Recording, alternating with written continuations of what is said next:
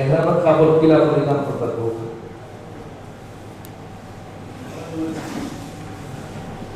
তিন তরিকা আছে, তিনটা তরিকা। একটা আমি প্রথম কিন্তু আমি জেলা ফিরতে হলো, এটা আমার ডাইনাত, তো ডাইনাতের কাপড়টা পামটার বিদ্যে একাত বিদ্যে ঢুকাবো। এটা আমার কিতাবও লেখছে কিলা ফিরতে ঢুকাইলাম। ডাইনাত সাইড উপরে থাকতো কাপড়, ওই দেখো উপরে এই মাথার একটু ঢালিয়া ধরবা, নিষ্ঠার সমান থাকবে। এর মধ্যে বলা বলি লোক, এর মধ্যে বেল লাগাইবা, এগুলো এক তরিকা। এর মধ্যে দেবো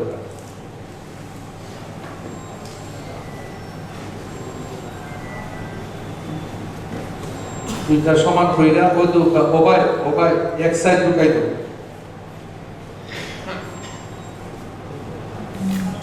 ঢুকাইয়া বাকিটা সমান কইরা ওই দেব।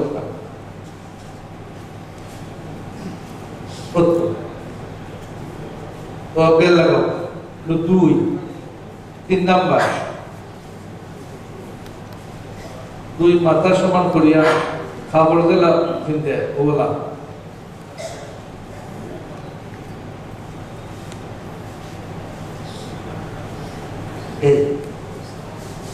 কত বেল লাগাই দিতে।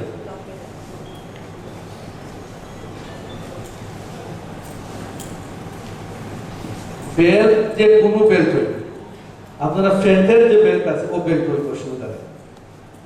সিলাইকৃত কাপড় পরিধান করা নিষেধ। এর মানে আপনার শরীরের গঠন আকারে বানানো কাপড় পরিধান করা নিষেধ। বেল্ট সিলাই আছে, এই সিলাই অসুবিধা নেই। ফলস আপনার ফিতা, ফলসের ফিতার মধ্যে সিলাই আছে, এটা সমস্যা নেই, এগুলা অসুবিধা নেই। সিলাই বডি আকারে বানানো কাপড় পরিধান করা নিষেধ সিলাইকৃত। তো আপনার কাপড় পরিধান করলাম, আপনি আজকে কেউ বাসার কাপড় থাকলে তাই করলাম, আপনি মনে করলাম এটা তো একবারে ইজি, আমি যে ইজি সবসময় ফিন্দি হিসাবে ইজি, কিন্তু আপনার লাগে ইজি না।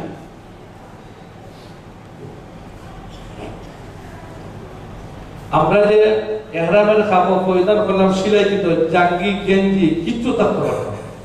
আপনি লাশ বলি কিনা লাশ কিচ্ছু নেই, খালি সাদা কাপড় বস। এহরাম বাঁধার জন্য সলাতুল এহরামে নামাজ যখন মাথা ডাকিয়া ওইসে টুপি থাকলে টুপি, টুপি যদি থাকে না ওই যে এহরামের কাপড়টা রাখবা মাথা ও বলা।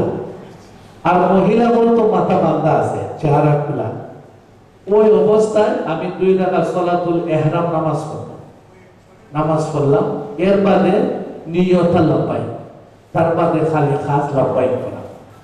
বলে লাব্বাইক ছাড়া আর কোনটা নাই? হ্যাঁ, মূল জিকির লাব্বাইক।